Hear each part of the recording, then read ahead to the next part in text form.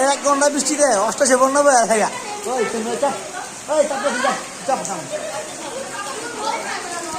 অষ্টাশি বন্যা থাকে এক ঘন্টা বৃষ্টিতে।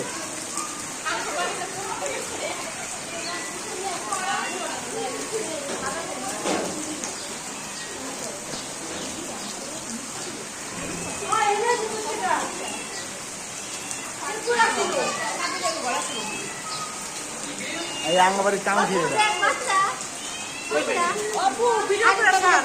ভিডিও করেছে আঙ্গবাড়ি